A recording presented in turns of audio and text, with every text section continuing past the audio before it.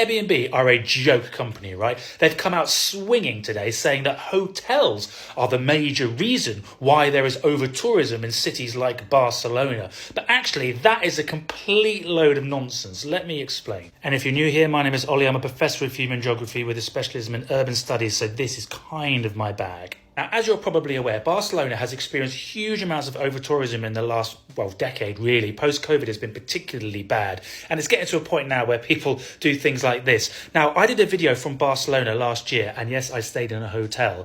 And the problem is that Airbnb has completely saturated the rental market, that there isn't enough space to build further houses for people who actually want to live there. And so the rents have actually skyrocketed because of Airbnb. There's been loads of research done on it. This is just one example that says that rent has gone up by as much as 7% precisely because of the fact that Airbnb are present in the city. So much so that it's caused a huge amount of protests with people doing the water pistols. Look.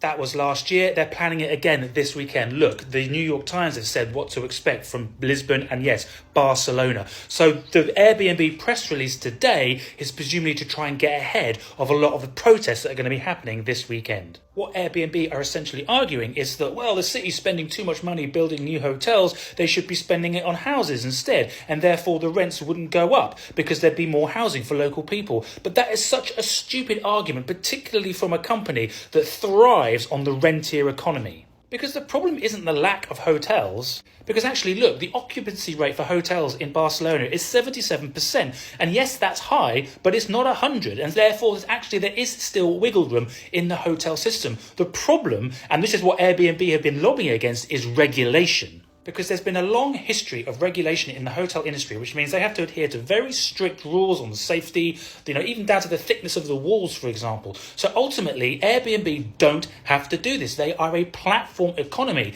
They don't have to worry about all that, and therefore their profits are much higher. All they've got to do is just get people onto their platform who have a home. So if you build more homes in Barcelona, presumably there are going to be more Airbnb properties, so it's not going to do anything. So ultimately, this is Airbnb, a Silicon Valley platform rentier economy based corporation doing what they do best, playing dirty politics. Because ultimately, they require homes for their business model to flourish in the same way that Uber requires cars, in the same way that TikTok requires creators. Ultimately, they need more houses. So this is just pure politics. Airbnb, boycott them.